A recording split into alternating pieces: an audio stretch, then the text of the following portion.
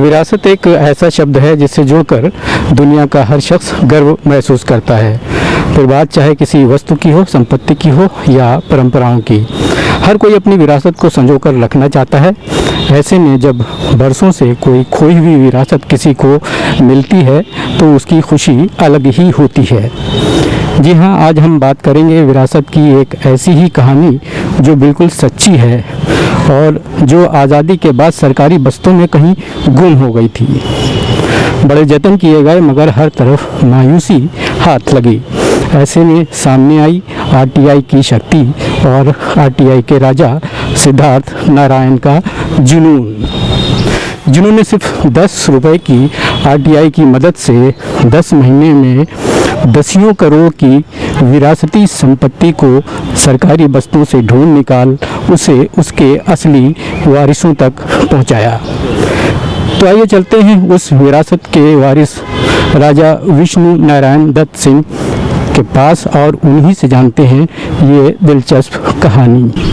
विष्णु नारायण दत्त जी, मैं सबसे पहले आपसे ये पूछूंगा कि ये जो खोई हुई विरासत जब आपको ये वापस मिली तो आपकी क्या प्रतिक्रिया रही? देखिए, जब कोई भी खोई हुई विरासत किसी को भी मिलती है तो खुशी बहुत होती है और हमारी फैमिली को भी बहुत खुशी है।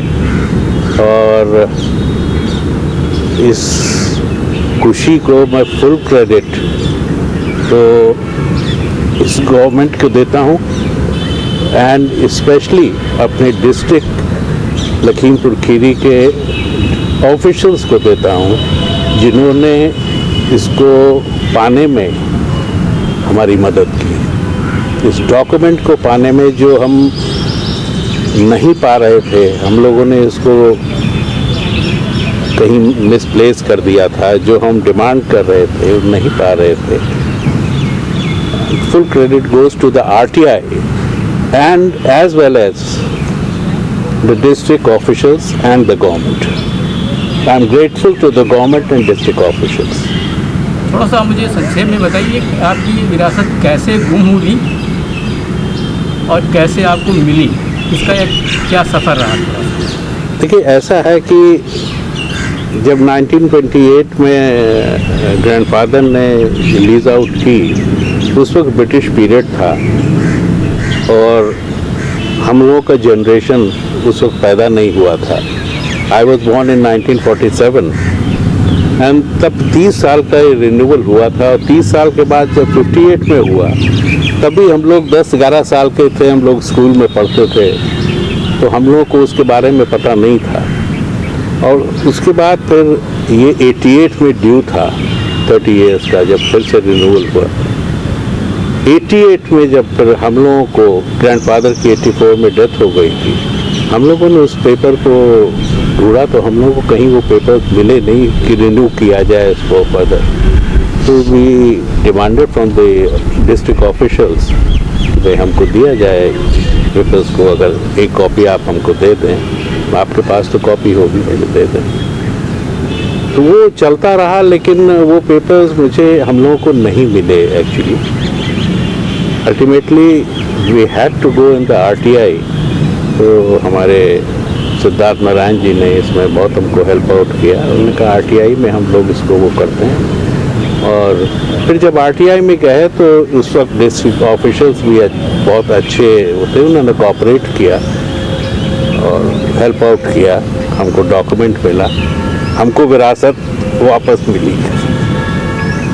तो इस खोई विरासत में आप मानते हैं कि आरटीआई की बहुत बड़ी भूमिका है? बहुत बड़ी भूमिका है, बहुत बड़ी भूमिका है, लेकिन ये हम तो डिस्ट्रिक्ट ऑफिसर्स को भी बड़ी भूमिका इसमें मानते हैं, गवर्नमेंट को भी मानते हैं, क्योंकि आरटीआई में सिर्फ डिस्ट्रिक्ट से ही नहीं मांगा गया था, हम लोगों ने रेवेन्यू से मांगा था, फाइनेंस से मांगा था, कमिश्नर से मांगा था और सबने हमको हेल्प आउट किया। तो हम गवर्नमेंट के भी बहुत आभारी हैं इस मामले में कि उन्होंने इसमें हम लोगों की मदद की इस डॉक्यूमेंट को पाने में।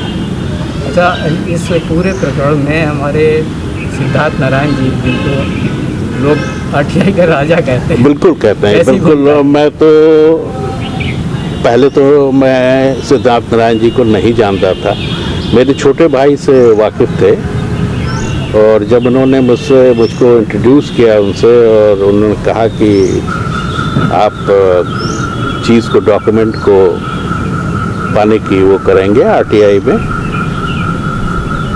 जब डॉक्यूमेंट मिला तो I was really impressed and बिल्कुल मैं तो कहता हूँ सिद्धार्थ नारायण जी किंग हैं आरटीआई के, बिल्कुल।